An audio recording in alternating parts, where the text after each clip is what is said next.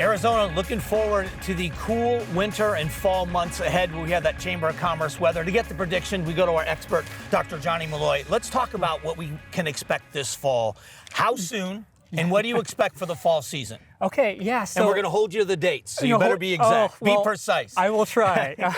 But I think the key here is that we are still at the tail end of the monsoon. So during that transition period between late summer and early fall, we can still get monsoon effects. Right. But at the same time, we do start seeing those Pacific storms, those ones that you're familiar with in the wintertime, bringing cold fronts and such into our area. So that's an interesting scenario that could play out in the next month or two. One of the things I've noticed, and it seemed like before in the month of October, we would get a transitional period of a few days, stormy weather, saturating rains that would transition. After that was the cool weather. Is there a term for that? Is that actually what happens? That actually is a deal, yeah. So Arizona almost has a mini severe season. So when you go into July and August, it's more these air mass type thunderstorms that pop up, right? When you add those troughing dynamics, those upper level dynamics that you can really get storms going and organized, that's when you get severe weather into Arizona. So that lingering monsoon moisture with the winter type troughs moving in, the troughing intrusions can benefit us. We know that the monsoon was a little less rainy than we would like. We know that the summer temperatures were higher than we would like, necessarily were expected.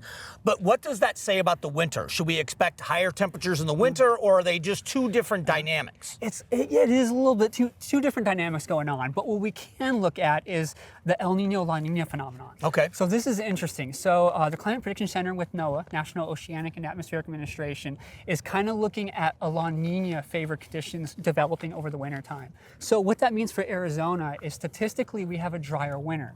The reason for that is when you look at the ocean waters and they're cooler, we get a further northward retreat of that jet stream. So those Pacific storms we've been talking about, those trough intrusions become less frequent statistically. So we joke around, a lot of us in our business joke about your business because you're right, you're predicting things, but you can't control the elements all the time. A couple of years ago, there was a prediction that it was going to be a very dry winter, but we ended up having one that was more wet than expected. What are the things that play into some of those predictions either being very, very right or sometimes being off? Yeah, no, that's a great thing. So the 2022 to 2023 winter actually was a banner winter around here. Very wet, a lot of snowpack, a lot of runoff.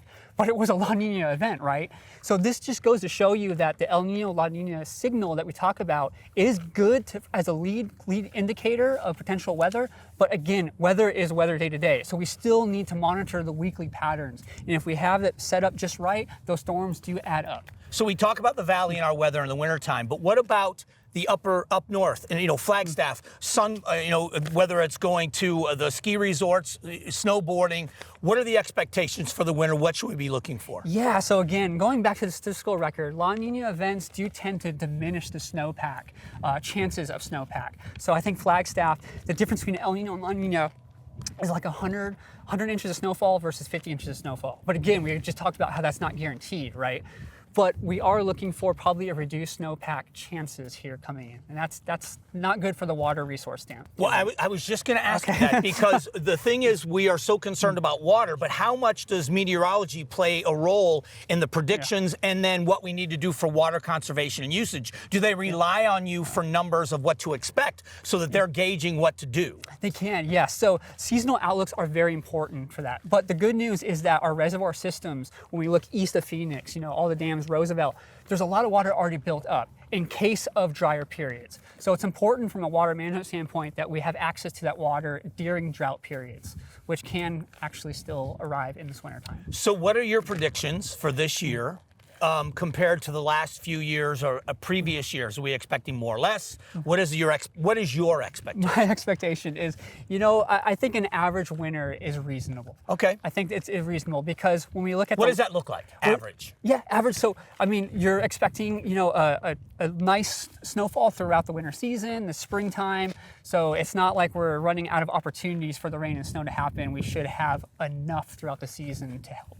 So it's that Chamber of Commerce weather that we live here for. The nation looks at us like, what are you doing living in Phoenix in the summertime? But the expectation of the winter is this is exactly why we live here. Yeah, yes, a lot of people come here for the winter and, the snowbirds, if you will, right? It's a tourist town in the wintertime, should have that expectation.